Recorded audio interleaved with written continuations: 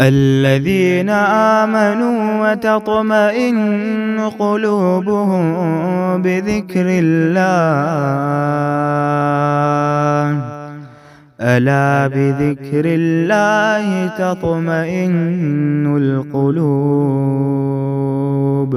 اور نوح علیہ السلام نے اپنے بیٹے کو جو ایک کنارے پر تھا پکار کر کہا، اے میرے پیارے بیٹے، دیکھیے نوٹ کیجیے، اولادوں سے تعلق نہیں توڑنا، ان کو لوئے توئے نہیں کرنا، لان تان نہیں کرنی۔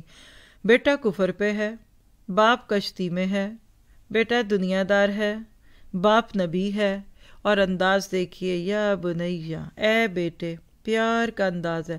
یہ پیار ہے جو آپ کے بچے کو واپس لائے گا۔ غلطی اپنی مانیے، روئیے دھوئیے، ان کو پیار محبت سے واپس لائیے۔ جتنی مشکل سے آپ نے ان کو دوسری طرف بھیجا، ان کو لے کر آئیے۔ تو یا بنی ارکب معنا، اے میرے بیٹے، میرے پیارے بچے۔ بنیا کہتے چھوٹے بچے کو، جس کو اردو میں آپ کہتے ہیں نا بچونگڑے، وہ لفظ ہوتا ہے۔ ایک ہوتا ہے بچہ، ایک ہوتا ہے بچونگڑا۔ تو بن بیٹا بچہ، اور بنیا بچونگڑا۔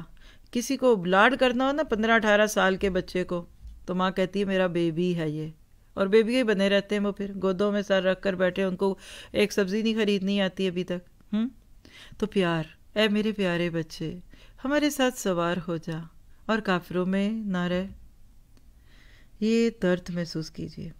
یہاں مجھے یہ کشتی نہیں لگ رہی، یہ قرآن سکول لگ رہا ہے، قرآن کلاس لگ رہی ہے، یہ مسجد لگ رہی ہے۔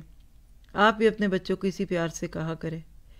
آج بھی وہی کشتیاں بچی ہوئی ہیں اس فتنے کے دور میں جو واقعی اللہ کی وحی میں چل رہی ہیں۔ تو بچوں کو پیار محبت سے اپنے ساتھ ان قرآن کلاسز میں سوار کیجیے۔